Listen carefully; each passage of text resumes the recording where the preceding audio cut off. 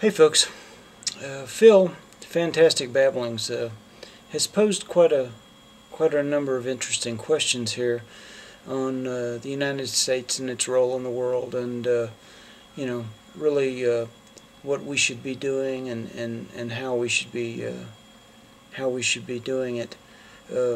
One of the questions that he posed is really where I want to focus my talk this evening. One of the things I think that we do as a government that I think we're guilty of in our own family lives, and I think it's an important analogy.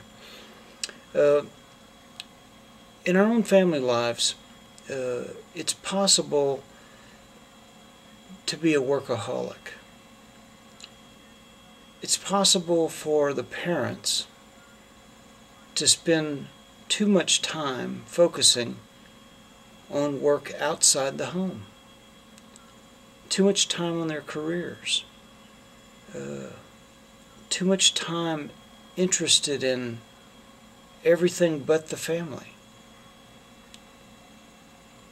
Now, granted, those things are important. It's important to make a living. It's important to be social. It's important to enjoy yourself and to get out and do things, but not at the expense of your family. Because when it comes to the end of the day, if your family doesn't flourish, then how can you consider yourself a success? How can you be a success? How will your future generations prosper if you destroy your family through inattentiveness? And I think that's where we're at as a government, as a country. I think we're being inattentive. I think we're too interested in the rest of the world. I think we're spending too much time away from home.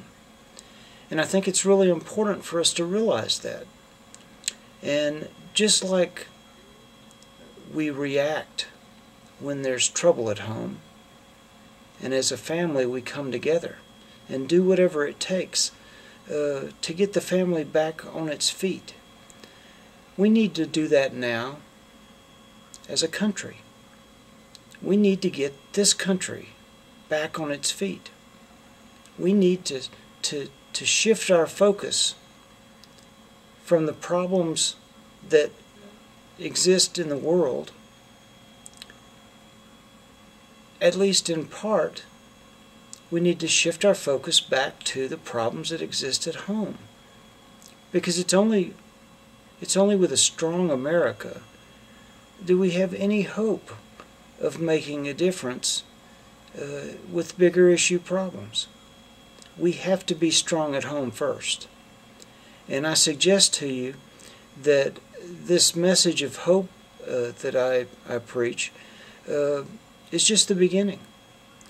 What I'm really talking about is opportunity. We've got to reinvigorate our school systems. We've got to change the way we teach kids.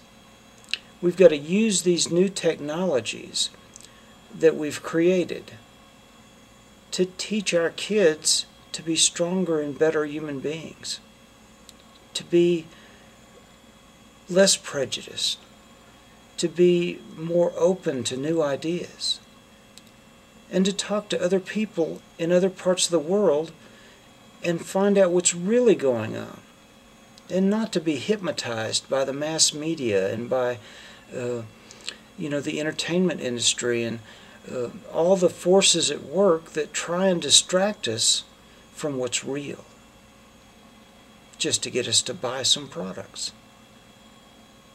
We've got to use this technology to teach our children the things they need to know to be better human beings.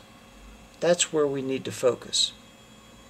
Now, there's no question we have to deal with the problems in the world, and we have to maintain relationships with other countries. We have to do the things we need to do to stay active in the world. We have business interests in the world. We need to protect those. But we don't need to be imposing our will on other countries right now. We don't need that. We don't need to try and become the government for the whole world. It doesn't make any sense. We can't govern our own country. So let's shelve this New World Order stuff for a while. Let's get our own act together. Okay? Let's look to ourselves. Let's teach our kids. Let's restore the faith this country and its people have in our ability to perform and to be good citizens in the world. Let's restore our own faith. And once we do, maybe the rest of the world will truly have a reason to trust us. Because let's face it, nobody's going to trust us if we're trying to impose our will all over the world. They've no reason to trust us. Anyway, that's it for now. I'm going to get back to this a little bit more, but I think I've left you a little bit to think about. We'll talk to you later. And thanks for a great question, Phil. Bye.